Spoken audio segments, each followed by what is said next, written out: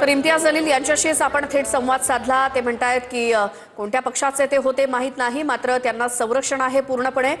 नाराज कार्यकर्ते ज्यांनी इम्तियाज जलील यांच्या गाडीवरती हल्ला केला, मात्र पोलिसांसमक्षच हे सगळं घडलं। त्यामुळे पोलीस आता त्यांच्यावरती काय कारवाई करतात, लोकशाही पद्धतीने या निवडणुका लढल्या पाहिजेत असं इम्तियाज जलील यांनी TV9 मराठीशी बोलताना सांगितलं।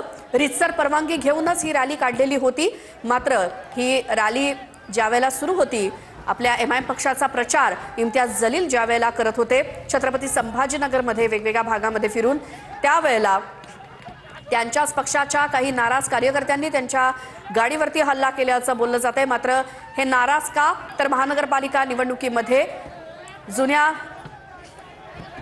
कार्यकर्त्यांना डावलण्यात आलं, नव्या लोकांना संधी देण्यात आली, त्यामुळेच जलील यांच्या वाहनावरती हा अशा पद्धतीने राग काढण्यात आला या नाराज कार्यकर्त्यांकडनं। त्यामुळे ही प्रचार रॅली सुरू असतानाच इम्तियाज जलील यांच्या गाडीवरती हल्ल्याचा प्रयत्न ज्या पद्धतीने झाला, ही गाडी थेट पोलीस स्टेशनला नेण्यात आली आणि ज्या ठिकाणी ही घटना घडली तिथे पोलीस दाखल झालेले आहेत। मात्र या सगळ्या गोंधळामध्ये इम्तियाज जलील यांच्याकडनं आपल्या उमेदवाराचा प्रचार मात्र सुरू आहे।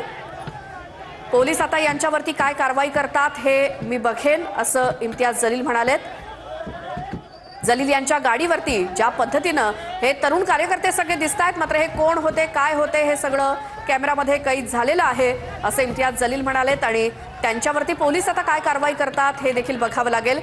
इम्तियाज जलील यांचं हे वाहन, काळ्या रंगाची गाडी ही जलील यांची आहे आणि नाराज कार्यकर्त्यांकडनं हा हल्ला झाला, कारण महानगरपालिका निवडणुकीमध्ये जुन्या त्यांच्या कार्यकर्त्यांना डावलण्यात आलं असा एक प्रकारे ठपका ठेवण्यात आलाय आणि म्हणूनच या नाराज कार्यकर्त्यांकडनं हा राग त्यांच्या गाडीवरती काढण्यात आला।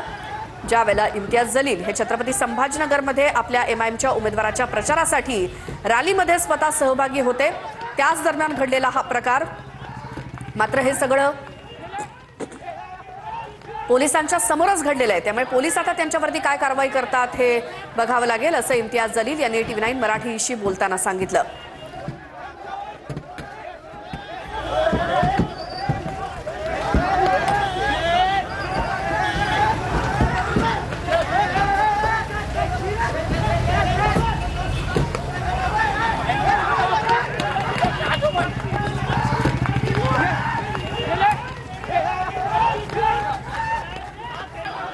तर काही 10-12 कार्यकर्ते हे इम्तियाज जलील यांच्या गाडी